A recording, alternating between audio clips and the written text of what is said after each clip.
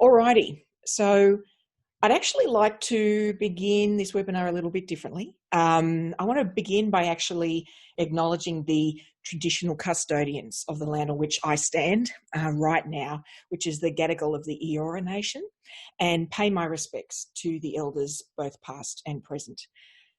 This is a new thing to do in a webinar, I guess. Well, it is for me, but I think given what's all been happening, all it takes is a moment for each of us to educate ourselves about, this glorious land we live on and which nation actually we're living on the home of their traditional land. So, in fact, in some of the resources I'm going to send you, I'm going to provide you with some links that help you work that out. It's really educational and, to be honest, gloriously interesting. So I'd encourage you to do the same thing that I did. In fact, the other thing I want to share is this piece of artwork here that's on the screen. This is done by Selena Numina Comprina, a wonderfully wonderful sounding name. She's actually represented by Raintree Art, and their work is Aboriginal artists, but particularly females up from Central and Northern Territory of Australia. And this technique here, and you'll see there's these things that look like starbursts or fireworks, that's actually what they call bush medicine sort of style. And so this piece is called Bush Medicine and Spinifex Grass. I think they're glorious. We will own one in our house at some point. My biggest challenge right now is choosing one. So I'm going to include the links to that because it's just fascinating work, and these ladies are their sisters, their nieces, all coming together and producing artwork that can then help sustain their community. So I'll make sure to share that with you. And I agree, they're just glorious and really quite unusual and special. And the colours, the technique they use to get all those colours in one brushstroke is really special. So I'll be sure to share that with you. Alrighty. So I also wanted to take a moment for thank you for turning up today for the webinar. We are each potentially managers of people, and so we're probably pretty busy so right now and generally. So I recognise that that's the case, and I really want to thank you for actually taking the time. I'm really hoping you're going to get some value as we go, and I will be sure to pop in lots of tips and tricks to make sure that you're really getting value out of your hour with us today. So we do have lots to cover. I'm going to be going pretty quickly. Any of you that have been to one of my webinars before know that that's sort of my jam. So I really do hammer through it pretty quickly. Any questions, pop them in either the chat or the Q&A, and either we'll handle them right in that moment or I'll get to them later.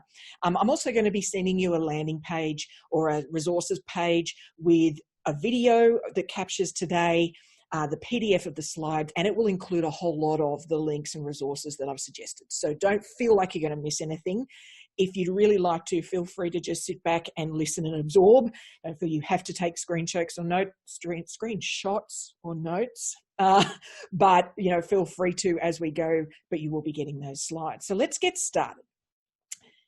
What I want you to do is just take a breath and imagine as if your business continued operating remotely, but it was better than ever. Like, imagine that, in fact, the choice to go remote or to work from home for the team actually meant the business was operating better than it ever has before. And imagine if the onboarding process for any new team members in the future was, in fact, amazing. It was awesome. It was incredible. In fact, the word being, it was amazeballs, right? It was the best it could ever be. And the new team member was blown away by the fact that a remote team could welcome them so well and so thoroughly.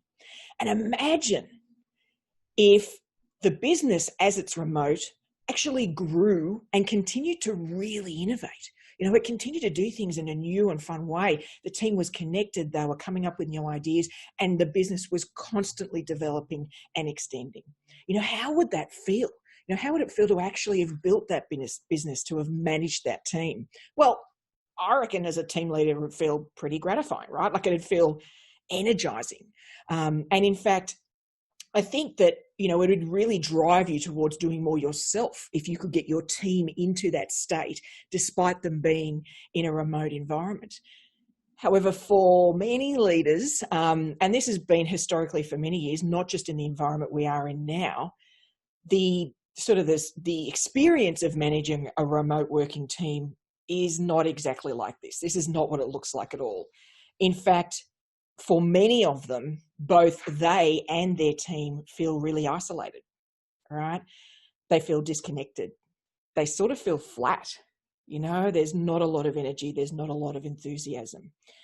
And, you know, as you handle that and as you watch that in your team, it actually can start to disseminate to you. So even if you are quite optimistic, the fact that your team are really struggling with motivation can start to change your energy and your enthusiasm.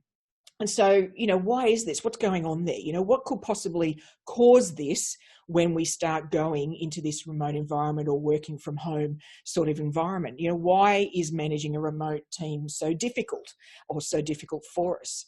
Well, I guess it's not really surprising, to be honest, because, you know, we're working in a completely new world. Nobody's trained us to do this. Nobody has said, oh, this is how you go about, you know, managing teams when you don't see them all the time. So it's a completely new world, and it's quite traumatic because no expectations are clear.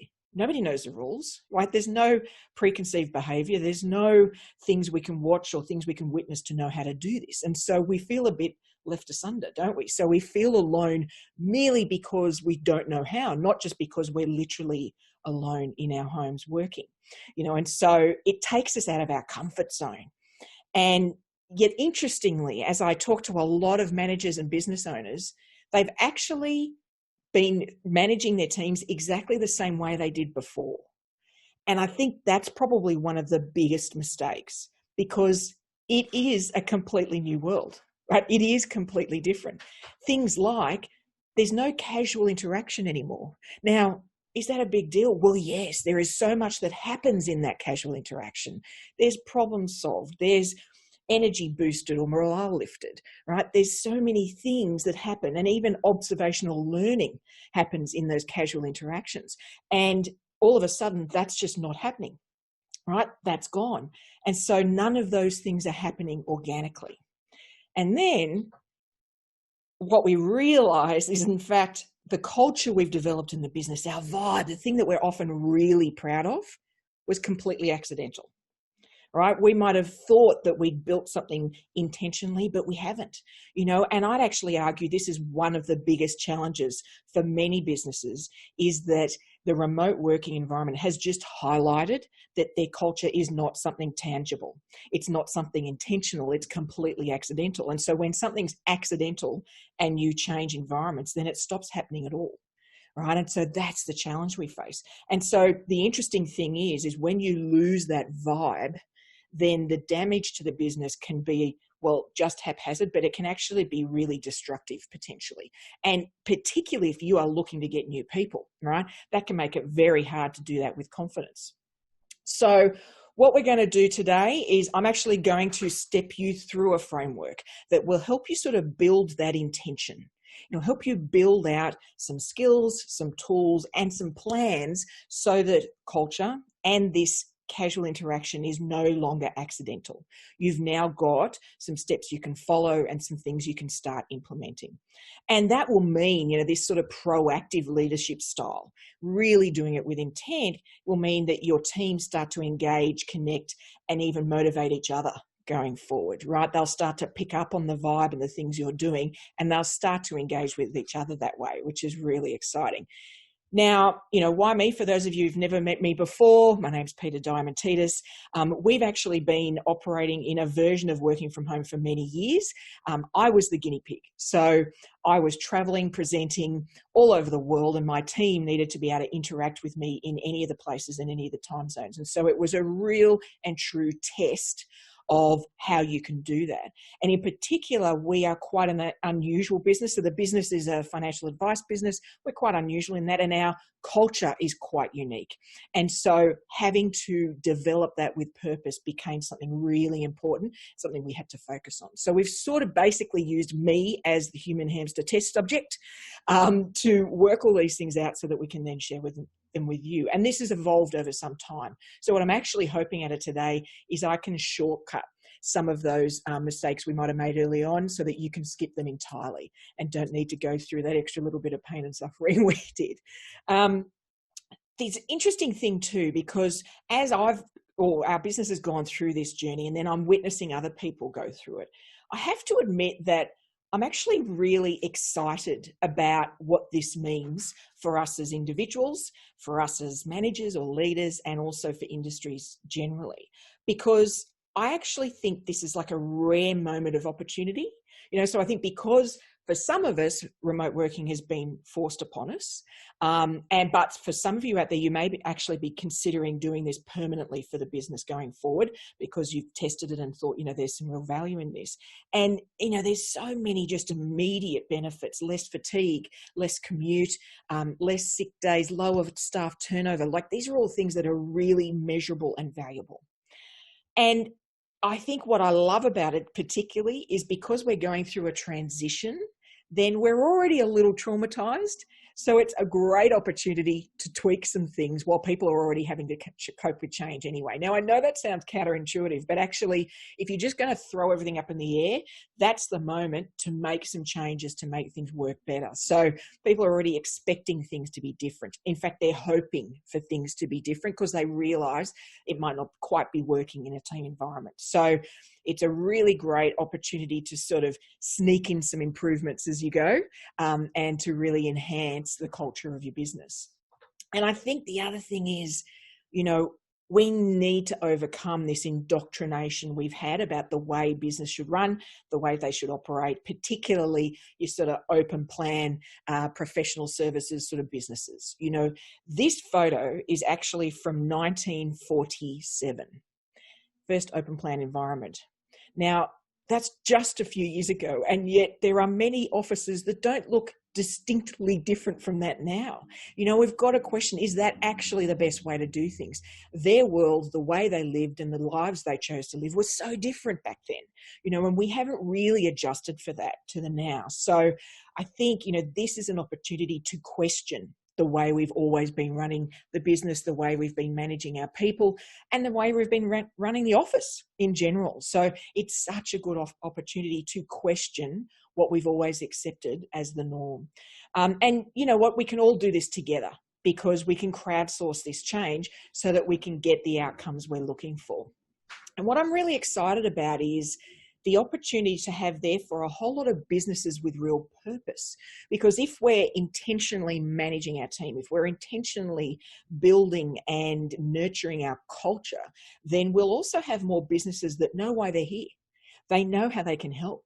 They're not just sort of peddling, working, and end up really not evolving or changing over time. So I actually am excited to see what this does to whole industries, because I think it could truly draw them in 20 years into the future. And I have to admit, I put my industry financial advice firmly in that category. There is a whole lot of things that many businesses would never have considered prior to us all remote working. So it is exciting that we are going to be building these businesses that are choosing proactively how they're going to engage with their customers, but also how they're going to build and work with their teams.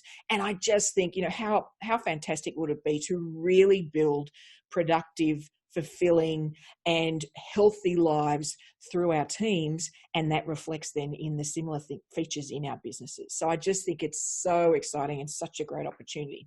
So today, what we're actually going to be, I'm going to step you through a framework, 7 steps. But really, what we're going to be building here is a remote team leadership plan. Now, that is the most horrible expression. I tried to come up with something more inventive and fun, but really, we're just getting your ducks in a row, right? What we're doing is, as a leader, as a manager, we are building something out so that you are proactively managing. You are no longer reactively responding. All right. And so this will mean you can sort of dive into that role with some confidence and with some new tips and tricks. So once again, if you have any questions, please pop them in the chat or the Q&A. But let's sort of dive into this. Let's just get into all the nitty-gritty and see what we can manage. So step 1 in our leadership plan is redesigning the team's environment, right? So we need to actually take a good look at their environment and redesign it for working from home. Now, this needs to be conscious.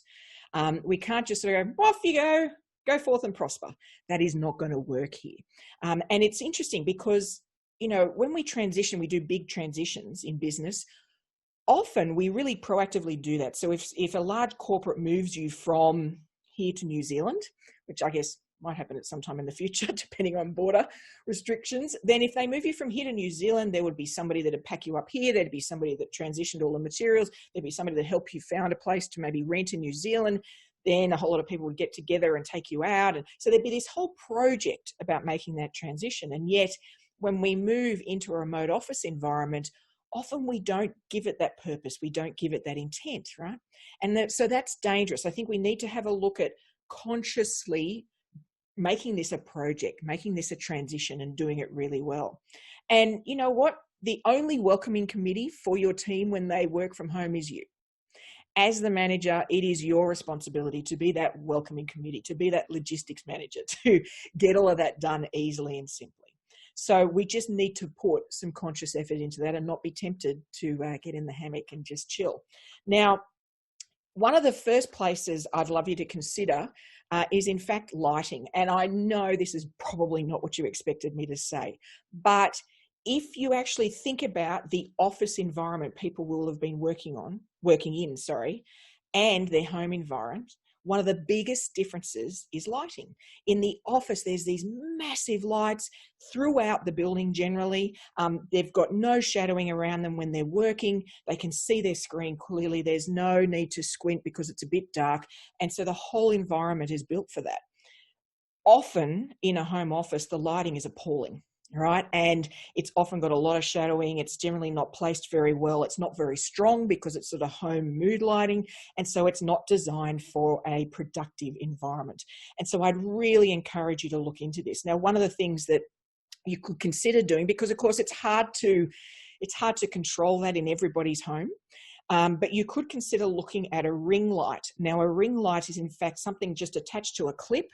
And it's just a curve, and it can sit on the top of their laptop. It can sit on the top of their PC, and it just has a light that shines on them. And so it just adds a bit of light to the room, but is completely adjustable and movable.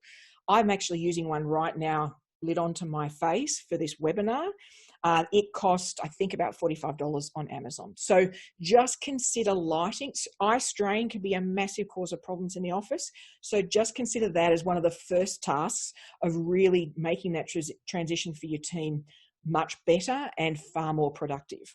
Now, I'd love you to just take a moment to think, what else, and maybe pop something in the chat, what else is significantly different between the office environment, and that's just the space, and their home office environment? You know, what are the things you're going to have to consider when you're working through optimizing that environment for them?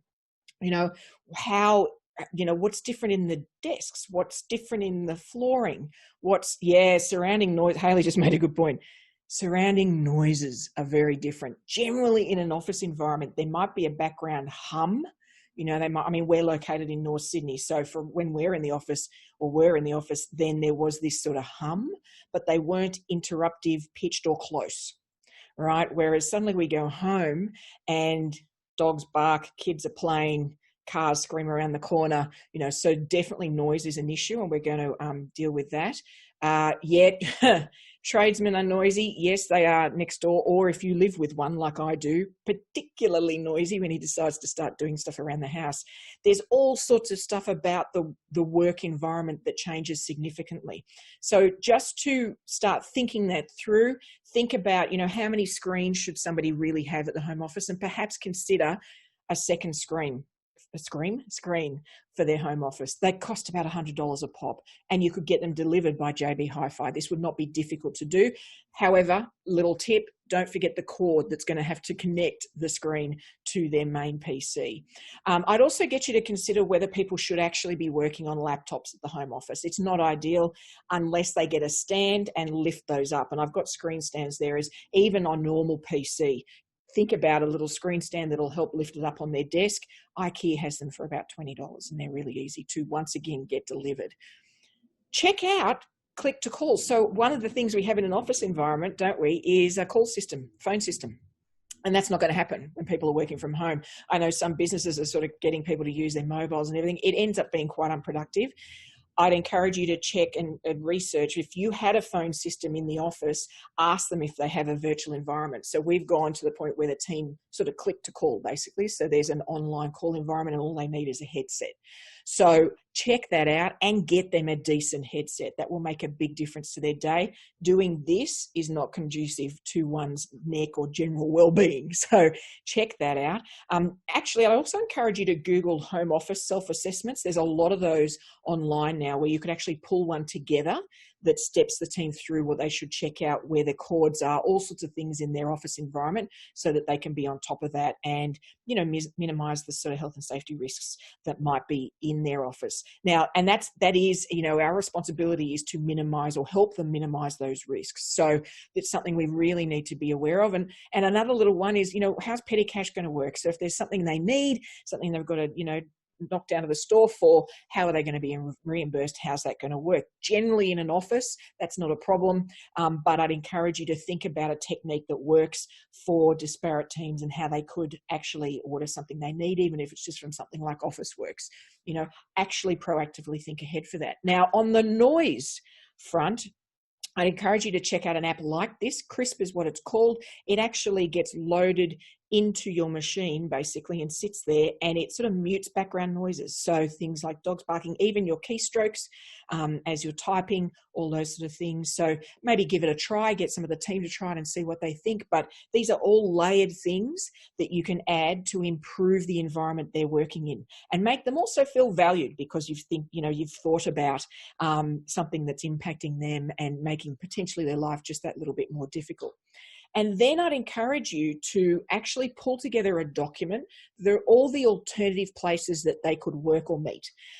This will be maybe some local cafes, but it could also be some serviced offices, or, you know, maybe you've got providers or business partners or suppliers that will be happy for, you know, one of your team members to, maybe two of them to get together, or to them to meet with a client. So pull together a document that has all of that already in it.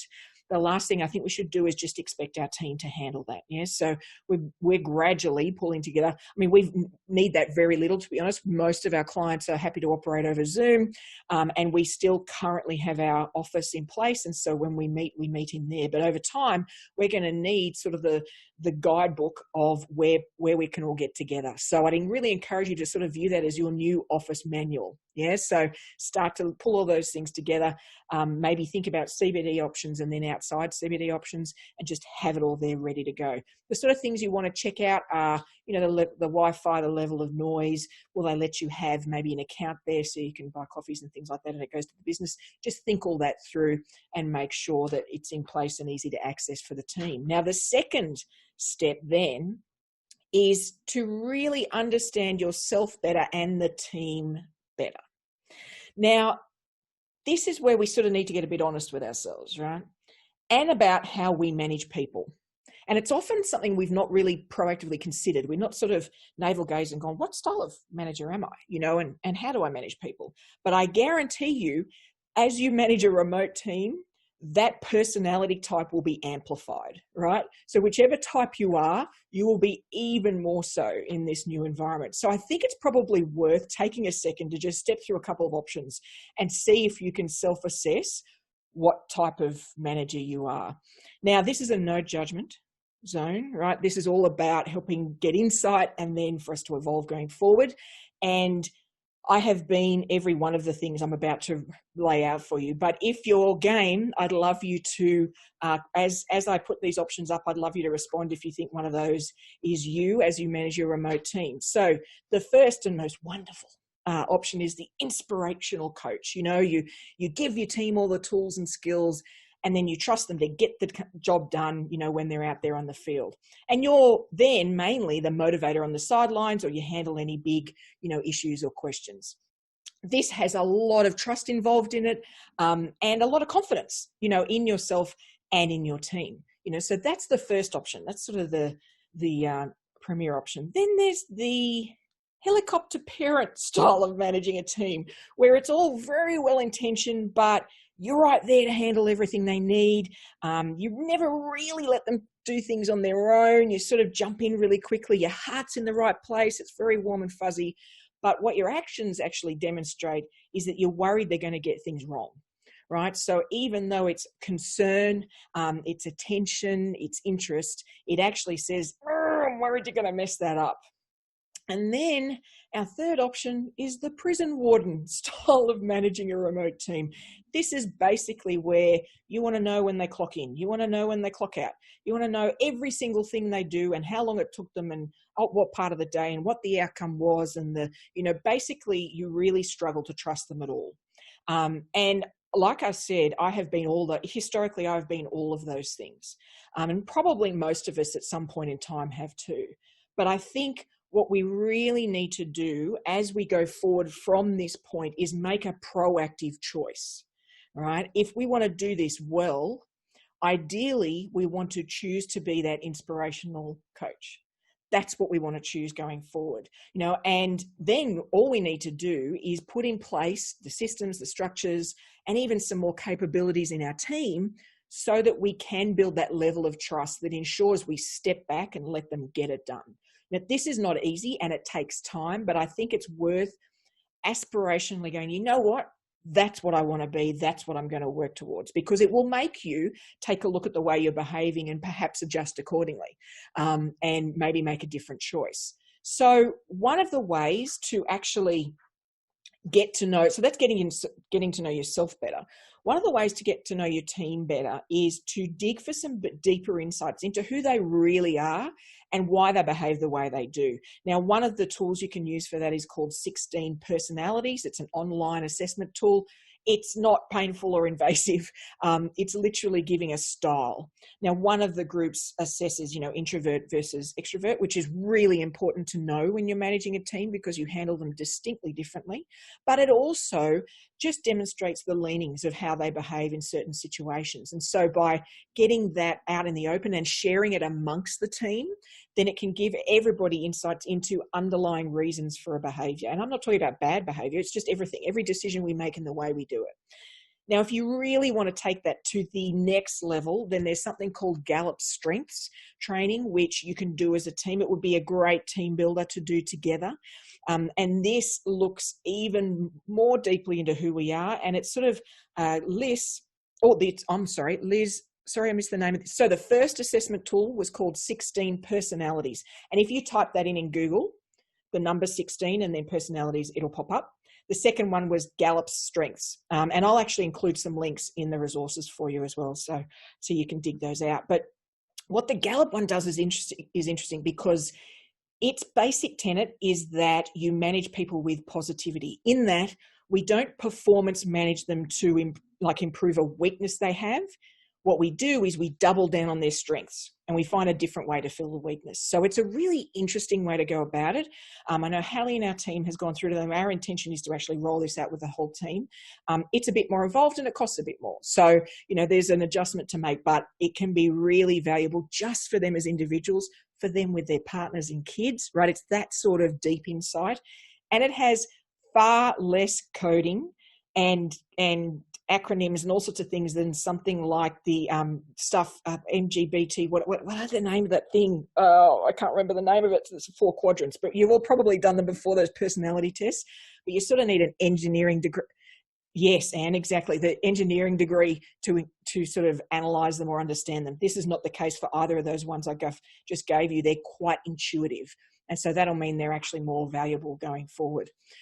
So that's about, get a deep understanding in yourself and the team you're working with. Next, it's about reducing their overwhelm, all right? So we've gone to remote working. There's actually a lot of overwhelm that goes with that. Now, one of the first causes of overwhelm is email. And, if email is dangerous, then I'd sort of classify that in a working from home environment as a Sharknado event. This is huge, right? It is really interruptive because what happens is, when we can't see people, we're emailing them 10 more times a day, right? It's nuts. It just turns into this massive inbox. And what's actually happening then is people are trawling through all these emails from team members, and over time, I guarantee you something gets missed, right? Because what's actually interesting about email is, I don't know whether you know, but email originally replaced faxes. So in business, we'd interact with our team members, in meetings and things like that. And then with the external world, we'd send a fax, or we'd call them. So email replaced those faxes and made that process easier. So when you think about it, if we're emailing our team a lot, or within the business, it's like we were sending them all a whole lot of faxes all day, every day, which is sort of nuts, right? I mean, it's a bit of a crazy thing to do.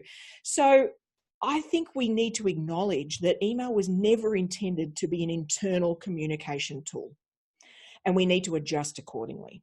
So then, what's the alternative? Well, it's chat functions or chat apps.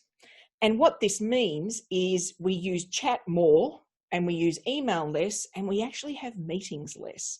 Now, that's probably going to challenge what you're expecting me to say, but what I mean more is we're going to have those normal boring meetings less, right? Because we don't need to. Little quick questions can get handled in the chat. Now, what we're trying to do is we're trying to replace those conversations that were happening in the office, whether they were a formal sort of one that was a bit sit down at a desk type of conversation, or the casual ones that we talked about earlier, where problems are solved and information's absorbed and things, people learn from observation. So we're trying to replace that. And so what we need to do is have a tool that's designed for conversations, which I think we'd all agree email is not, right? Email trails, 47 layers, like it's just not designed for this. So we need an app that does that. And I think we'd all agree that Zoom meeting fatigue has meant that the team probably would love if there was an alternative to just constantly being on Zoom. I know in corporates, I'm doing some consulting work with a large corporate at the moment, and the team member I'm working with had a couple of days where she was doing Zoom meetings 8 a.m. to 6 p.m. just back to back. How can that be effective? How can it be worthwhile? And I agree with Anne here. I think we've forgotten to pick up the phone. Like, we know we've got phones, right? I mean, in fact, we've got all sorts of phones we can choose from, so we really need to use the right tool for the right type of interaction. So I'd encourage you to certainly think about using the phone more, like Anne's saying, but also think about a chat sort of app, something that the team can use for those really casual conversations. Now, a natural one is Slack. There are alternatives. Microsoft Teams, if you're a deep Microsoft Office, then you could consider Microsoft Teams. To be honest, I think for small business, Slack does a great job. You can get a long way on the free version, which means you can test it. I've used it for just 3 people to connect a consulting contract, or, our team of 8, and they use it all day and every day. So it's so easy to use. And what it'll help you do is get to the point where you could actually implement a no internal email policy, right? Well, nope, that's not the way we communicate. We communicate either via Slack, via chat app, or we have, a video meeting. So there'll be some options, but you're doing it each with a purpose that suits that function. So this also encourages, a tool like a chat app encourages open communication. An email simply goes to the person it's meant to go to. And it's only whether that person that receives it then forwards it on that the other team members get access to it. Slack is designed where you want it to be more open than that.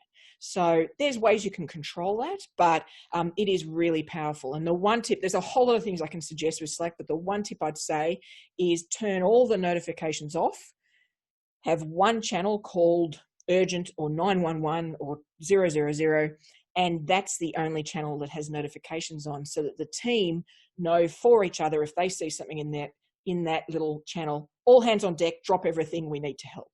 And it can be a great way to resolve issues on a day-to-day basis with a virtual office. So the other interesting thing about something like Slack is it integrates with all sorts of other things. So honestly, it has made a huge efficiency difference to our business. I'd really encourage you to check it out, but also Teams, one of those things, check those out and start considering whether this could be the thing that could really streamline and make more effective the way your team are interacting with each other. The other thing that overwhelm can come about from is the poor person in your office who is the guru on things. There's going to be somebody in their office, we call them the shoulder taps that people give. Can I just ask you a question about, I've forgotten how to do this.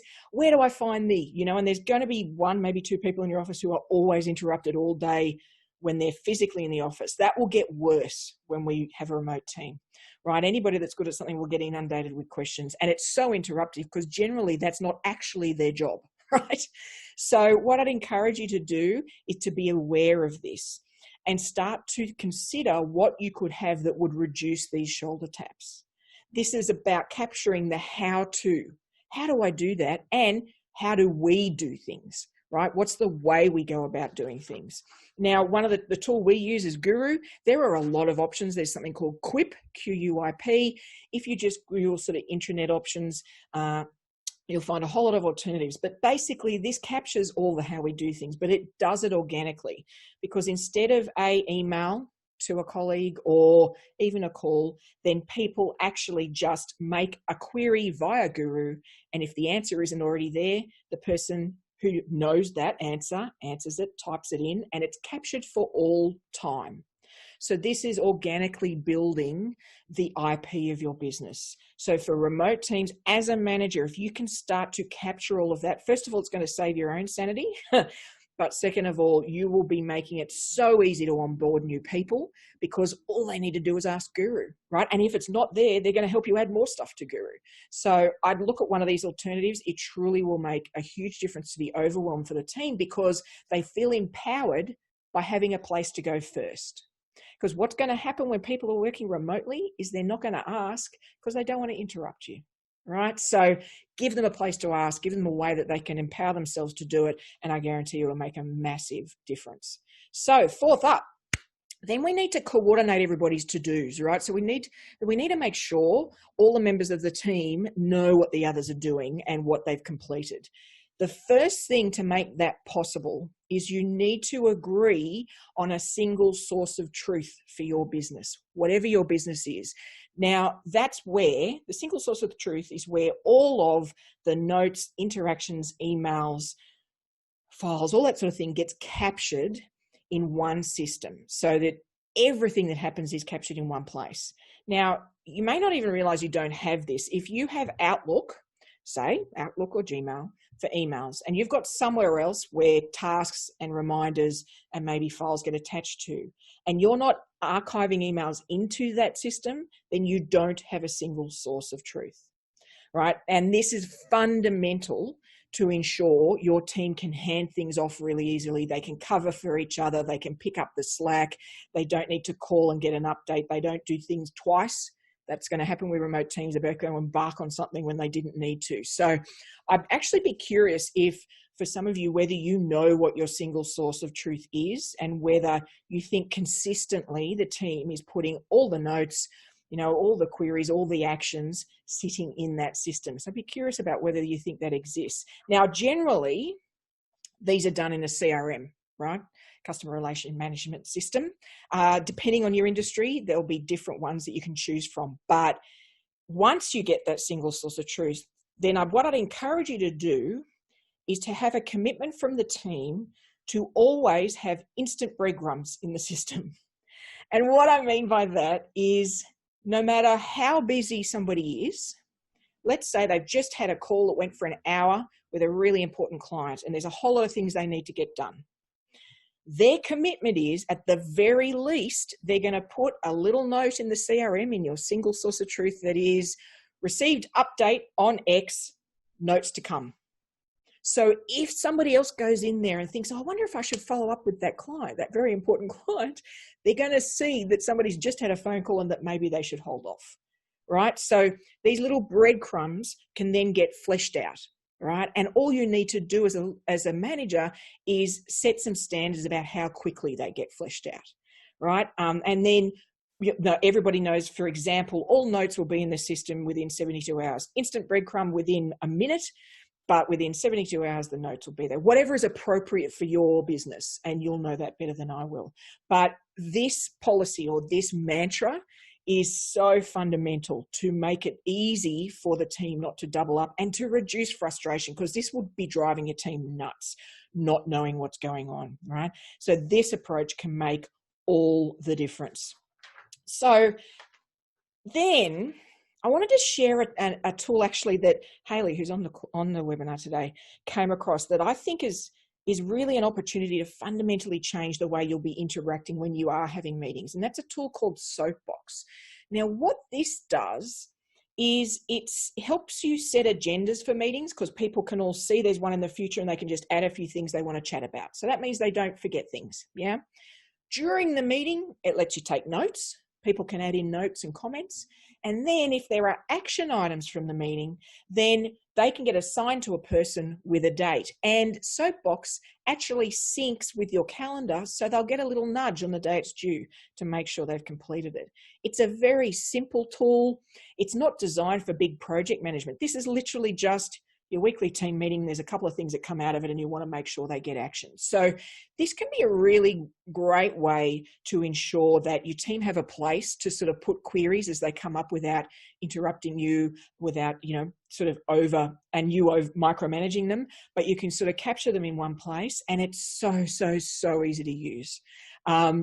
So I'd encourage you to check it out. It's not particularly expensive, and I'll include it in the links in the resources because it's honestly really great, and I think it'll be a great way for you to reduce, once again, some of that overwhelm and get all of those to-dos sort of just happening in a really streamlined and simple way. So, fifth up. Now, this is about lifting your communications game as a manager. Right? Lifting our game and making sure we're doing that with purpose. The first thing, and I've shared this in a previous webinar, I apologize if you've seen this before, but I'd love you to implement a one smile lift in your communications with your team. What happens when we're communicating via chat, email, any of these sort of more clinical tools, even over the phone, is often it can get a bit clipped and efficient, right? So we're going to do this, bullet, thanks, gone, right? And that tone, what you don't realize is human nature is we sort of downtone it when we read those things. We can often give it, oh, that was a bit clipped, that was a bit curt, and people can take offense and you don't even realize that's happening, and it certainly wasn't your intent. So I'd encourage you, anytime you're connecting with your team, one smile lift, just do it a little overboard, because there's every chance they're going to tone it down where they read it anyway. And so then you're going to get the right sort of energy and vibe, and there's not going to be this sort of stiff professionalism in the way you're interacting with each other. I think we really need to interact with each other as human beings when we're doing this stuff. Yeah. So think about instigating that and encourage your team to do it with their clients.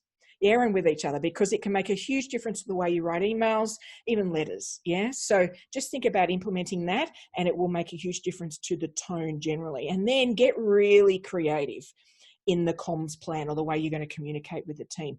Think about a 15-minute show and tell once a week. Monday morning, first thing, it's not a team meeting, it's not intense. 15 minutes, hey, what did you do? What did you see? Was there a movie you saw? Is the thing you buy, you hold up? Did you see a great joke, a great gif, right? It's just doing that silly little water cooler stuff, but doing it with intent. Yeah, and it can, we've found that significantly lifted the morale and the energy of the team first thing on a Monday. Yeah.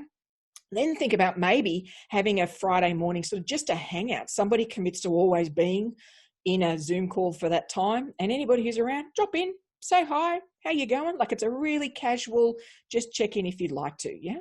But it's purposeful. It's doing it and they know it's in the calendar. Then I'd love you to actually schedule some physically team building events. So if we're no longer working in an office, think about maybe once every 6 weeks, maybe even once a month to begin with, getting physically together if you can, and doing some purposeful team building and training events, and making sure the team know this is something you are going to be regularly doing and that they can contribute to the content of those events. Consider, if you're implementing something like Slack, assigning a court jester in the team, or even letting them pick somebody who finds the funniest GIFs, the funniest videos, the funniest stories, and then just once a week or once in a while they pop something in to share with the team, right? That's just about lifting the vibe and lifting the sense of humor. And similarly, assign a cheerleader, somebody that always finds the best TED Talks, the best quotes that are really inspirational, or the best insights from the industry, right? And get that person to contribute to the chat and the conversation, and let them have that as part of their KPIs, right? They can substantially contribute to the culture of a business, right? So let them do that, make it part of their day-to-day. As a manager, what I'd love you to do is to diarize one-to-one check-ins on the phone with your team. Don't make it a Zoom call. They're going to be sick of Zoom calls. Make it on the phone, or even once in a while, just dropping by and buying them a coffee. Yeah, make these one-to-one. This isn't about their task list. This is about how they are, how they're feeling, how they're progressing, what are the challenges they're facing. Yeah. And now this last one, you're probably going to think I'm insane, but if you have a certain, depending on your business, depending on the vibe and culture you have, host a virtual disco. Buy a light like, and I'll just hold this up, a light like this on Amazon, which if I turned this on and turned all of the other lights, it looks like an 80s daggy disco in my office here. And collect a playlist on Spotify of what everybody loves and just get together for 15 or 20 minutes and dance it off, right? So it depends on the vibe. Find the thing that works for you, but create it with intent so that you can really build that morale. And then schedule all of these efforts out, every single thing. The one-to-ones, people don't need to know you're doing that, but the one-to-ones, everything gets scheduled out in your plan. So you have that diarized and have a reminder to continually be reaching out. And that means you're going to be purposeful in your contact with the team and with their, contact with each other, which will make a massive difference to how they feel about it and the morale you're going to build within the team. Then I'd love you to really start nurturing their curiosity. So one of the things that makes us feel isolated and flat is when our mind might not be getting worked enough because we're sort of just interacting with ourselves, so we're not sort of getting that energy that comes from new ideas and new things, new adventures. And so there's an opportunity to sort of really lift that for your team. Now, part of that is just simply by encouraging their curiosity and wonder. Maybe you start a book club or a movie club within the business. Maybe you all watch a Broadway musical online together, but some things that are just fun and engaging. And then in your one-to-ones, actually have the curiosity and wonder coming out in their individual skills and development. What podcasts could they be listening to? What entrepreneurial books could they read? And you talk them through what further training could they do? And then assign them maybe a new system that they can investigate and test for the team and bring it back and see how it goes, right? So actually make this a part of the way you're engaging as a team to really give it that personal energy and that sort of curiosity. So it's not singularly for the job, because they are more than that, as are you. And so I think we need to interact that way as a team. Now, the sort of tool that can help you with that is something called 15-5. This will let you do check-ins, keep records of what was said and what was covered, what their goals are, personal goals, all sorts of things. There's lots of them. Do some digging and find what might work for you. But it encourages you to include in here some curiosity and wonder items, right? Some development items for the team, because I've noticed in some businesses I've been working with, they've completely stopped development since they remote worked. We can't do that. We need to do this with purpose. Now, the second way we can build this sort of curiosity in the team is to collect ideas, right? So you're in a team meeting and you're discussing something very important and somebody else says, oh, what about this? Now, the thing they've brought up may not be relevant to the current discussion. And so normally, that's just not relevant and, great, but it's not for now. What I'd love you to do is change that behavior. As the manager, when a great idea comes up, you go, oh, that feels a bit off topic, but hold on. Let's just quickly add that to our ideas buffet, our collection of things that we're going to look at in the future and implement. Yeah.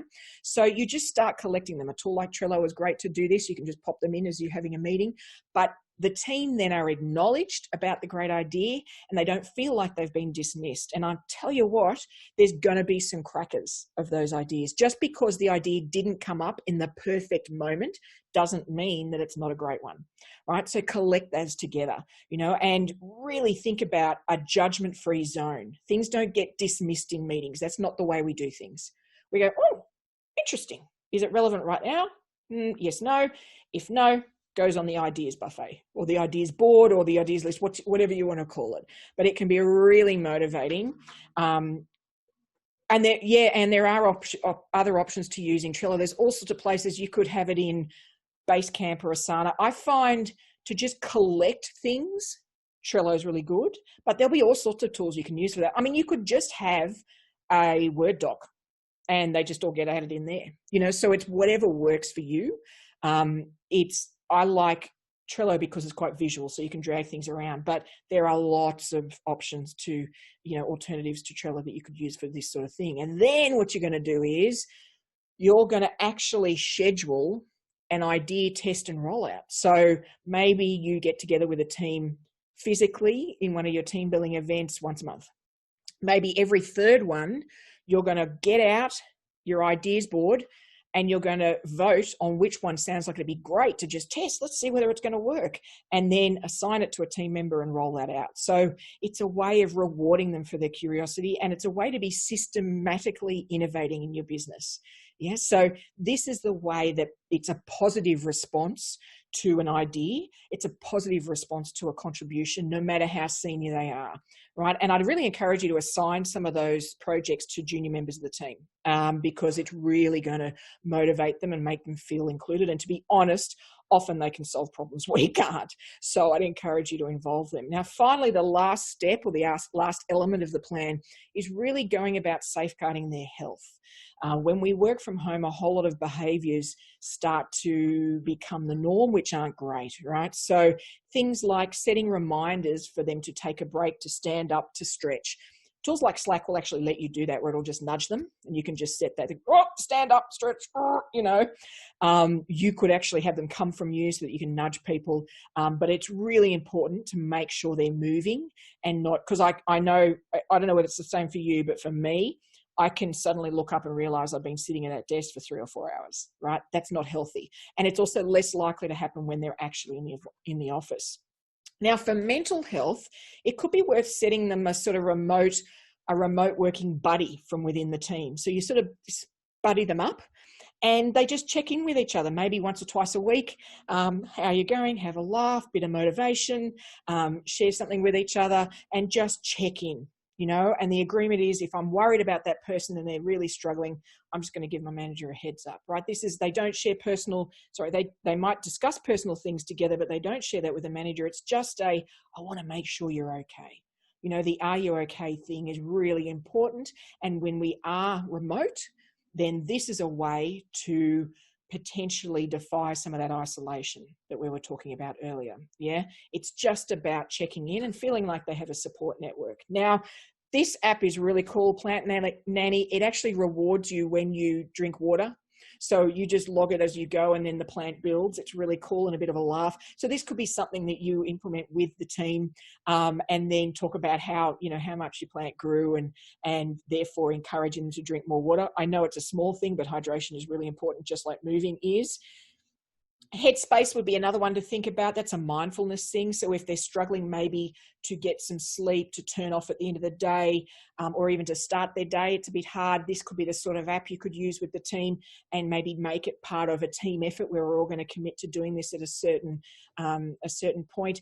The guy, his voice is really sublime and relaxing. So just for that, it's worth doing. And this one's interesting. So Brain FM, I've started using this a lot for deep focused work, 1 hour, go hard. It's actually neurologically designed sound. So it's basically music, but it's more like sounds through trees or the beach or things like that will get you into that super focused space within minutes. It's really powerful. It's also got sounds for relaxing and for getting to sleep. So this could be something, depending, you might have this in your back pocket. So depending on how the one-to-ones with your team are going, you might want to utilize this as a way to help them out, or help them get that focus, or maybe help them relax at the end of the day. So it's well worth checking out. Lastly, what I would love you to do is to actually put aside a budget for surprise and delight. Now, technically, if we're working from home permanently, we'll be saving on the rent in the office, right? So just a small part of that, I would love you to allocate to surprising and delighting your team. Now, it's so easy to do this because none of us get real mail anymore, right? So when things get delivered to our homes, it's actually pretty exciting. So you could get all sorts of things delivered that would be a wonderful morale booster. I mean, you could get cupcakes delivered. That would be a good start. Books, it could just be a book to each member of the team. It could be a care pack. It could be their favorite cocktail. If you are keen for that, Cheers Sweetie is a wonderful online service that does that. It gives them glasses and all the ingredients, and you could then have a sort of quarantine drink together on Zoom if you wanted to. You could send them board games. You could put together a stationery pack that goes out once in a while to give them all the things they might need in their office. And I would encourage you to schedule these moments too. Make the surprise and delight purposeful. Now, people go, oh, but Peter, that should just feel, it should be organic. It should feel natural. Yeah, but what happens is we forget. So I think if we're going to be purposeful about building that morale and ensuring we maintain it, then you know what? We schedule our surprise and delight. We put aside a certain budget for it and we use it. Yeah. So here's the framework. These are all the elements that we're going to put together in our plan. Redesigning their environment, understanding yourself and being honest about yourself as a manager and understanding them better, reduce their overwhelm and also make it easier for them to coordinate all the tasks they're doing and having that single source of truth, lifting your own internal comms game, really getting those internal communications meaningful and create connection, and then nurture their curiosity, whether it's for personal exploits or fun or professionally in their own development. Certainly do that. And then also just be aware of their health, the way they're looking up their mental health, their physical health, and their mindset, right? Make sure you nurture that and you help them build that to the best of their and your ability. So my challenge to you today, in fact, your mission, should you choose to accept it, is to actually start to build out your plan. Pick some elements that you're going to start documenting and working on. This could be your own project that you put in place. It could include the personality tests, the training. It could be, I want to implement a chat tool like Slack, identifying. So all of these elements you could go through and just systematically knock them off. And you are going to see transformational change from every one of these. And I know, Peter, really transformational change from better lighting. Well, if this forms part of the surprise and delight, if you don't tell them it's coming, something arrives and then you say, guys, dial in at this time, do an unveiling as they all open up their boxes. What's this? Well, this is to lift the light. It's going to be a ring light. It works also when you're doing Zoom meetings. You'll look great with your clients. Like, you can really make this a huge morale builder and start to really intentionally support that culture. And because we're then proactive about the way we're managing our teams, we can ensure isolation doesn't creep in, right? Whether it's for them or for us, because I'm sure each of you have potentially felt that isolation as we've all been working remotely. And you're going to just really begin to thrive as a team. You're going to feel motivated and connected, and you're going to witness the team beginning to really thrive themselves, which is super exciting and fun. So now, then we've got just like a couple of minutes for questions. I don't want to hold you all off too long, but while I handle some questions, why don't I pop up a poll so that you could answer that while we're all handling those questions. Oh, and we've got a couple of questions here, so let me just answer some of those. And if you don't mind answering the poll, that would be fantabulous. All right, so question. Oh, interesting. Okay, this is about the potential for a termination while we're remote working, which is a tough one, right? So the question relates to, well, this is a difficult environment for somebody to get work. Should I do that? Should I wait? And, then there's the issue of, it's a difficult call to make, but I feel like, that I can't performance manage them any better. The thing I'd say is, and I understand the distress there, because the last thing you want to do is have somebody forced out in an environment where it's hard to get work. So I'm completely empathetic to that. What I would say is we do need to, as the leader of the business, we do need to be really aware of the damage that an underperforming team member is having on the other team members. You think you're aware of it, they're going to be really aware of it. And so the morale around that issue is probably going to be pretty flat and perhaps quite negative. So holding off taking action can actually be really destructive to the business. So as a way of handling that, if you really are concerned for this individual, given the current environment, then you could think about something like a long notice period or a longer payout or something that gives them the flexibility to have more time to find a role if you've determined they really aren't appropriate for the job. So that's something I'd suggest I feel like we probably don't act on some of those things quickly enough. So certainly act, but do it with care and maybe be a bit more generous than you might have otherwise been, recognizing the environment we're in. Now, one of the other questions here, so it's about micromanaging and communicating. My team are over communicating because they want to get together and connect, but then sometimes I feel like I'm micromanaging, all those sort of things, which I am completely empathetic to. Sometimes it can all get a bit too much. What I'd suggest is consciously separating efforts to stay connected and efforts to stay updated. So, and question why somebody needs to be updated as frequently. What will probably happen is there'll be somebody in the business who just wants to be on top of everything all the time, but it's just physically not possible. So it's questioning whether that's actually a need for them to function, or whether there's another way that they can get those updates that doesn't mean they're constantly either asking for or want to be CC'd on everything, or want to be, or interact a lot. Where's this at? What did you do about this? That sort of thing. So I'd actually dive deeper in the why of how that's happening, and then think about maybe some more regular reports. If you've got a decent CRM, you could probably run some exception reporting or some task summary that then could be discussed at a team meeting. So we're looking at this particularly as a way to stop us just all having a meeting and just everybody giving an update. The report will be provided prior to the meeting, and all we're doing in the meeting is debating any challenges, feedback they need, or, you know, I've got this blockage, I don't know how to fix it, right? So that I think it's really looking at each type of communication and each individual on their own and assessing what's really going on there, rather than sort of the bigger, maybe I'm micromanaging or maybe they're over communicating, because there's probably some layers in there. Some of it will be absolutely worthwhile, and some of it will be, you know, probably overdoing it, and they just need to learn that there's other ways to get updates that they can just wait for, because they don't need to know today. So that's what I probably suggest on that one.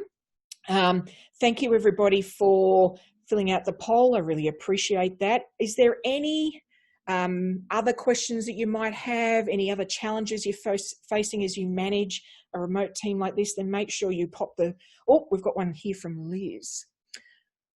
What would I suggest for a team member who's really struggling working from home in terms of achieving KPIs, okay, but doesn't want to return to the office? Isn't that interesting? Okay, so it's and in fact we actually had a person that was sort of doing that, like they really loved the concept of not traveling as much, so they, you know, no commute, in their home, feel comfortable, you know, all that sort of stuff. But they did struggle, and it was a bit of a motivational issue. So probably the first thing I'd say, Liz, is get to the bottom of what the real issue is. And so, you know, so tell me, you know, what do you think is contributing to that, or why are you feeling like that? A lot of whys. And why do you think that is? If you do a lot of that in terms of interacting with that individual, you're going to get to the bottom of something. And one of it could just be a motivational issue. And that could be because they're no longer interacting with the team, and they're one of those people that gets vibe off the team. Maybe you need to have the show and tell on Monday morning, right? You just need them to eyeball the team first thing on Monday. So that might be one thing. Secondly, it could be that they're actually a bit uncertain about what they should be prioritizing, say, or what the first thing they need to knock off on. That could be another one. And another issue I've seen, in fact, was their best work was sort of done in different hours. And so they were struggling with the structured hours they were still keeping despite working from home. So I think really getting to the bottom of the reasoning, and then trying to find a happy middle ground is the way I'd approach it. Liz, I'm happy if you want to reach out as you sort of work through that to share how you went and what the challenges were. Happy to answer any more questions. But that's a really good one. I think, you know, we had exactly the same thing. So motivation, this particularly happens, you know, with different personalities where they need the human interaction to get energy. So we've just got to try and manufacture some of that. Actually, another suggestion I would make is consider for somebody like that, you could use an app like Loom or Bonjoro, and if they need a bit of it, like Wednesday's a tough day and they just find it really hard to get going, first thing on Wednesday morning, you send them a video. Hey, good morning. How you going? Looking forward to catching up later this afternoon. I know there's a couple of things you've got to get out of the way. I don't want to bother you, but I just wanted to say hello. Like, you could just try and, without making it a meeting and making it formal, you know, do that, send them a little GIF or a funny thing. Like, just try. Mood is a big deal. So anything we can do to just sort of elevate that mood a little might help. So I hope that was helpful, Liz, that those suggestions were valuable. And does anybody else have any questions while you've got me? I will, you know, there is a recording of this and, you know, I will be providing you with a whole lot of those resources and links to the different apps and the tools, so and the PDF of the slides. But if we're all happy with that, then thank you so much for your time. Thank you so much for completing the survey, the little poll. And I really look forward to witnessing you becoming the sort of proactive remote team managers, and doing some more unusual things. And if you come up with some really weird, wonderful and fun ways to engage your team, please share, because I think we could all do with more ideas. So if everybody's happy, then I'm going to let you all go back to your day. Enjoy the rest of your week, and I look forward to talking to you soon. See ya.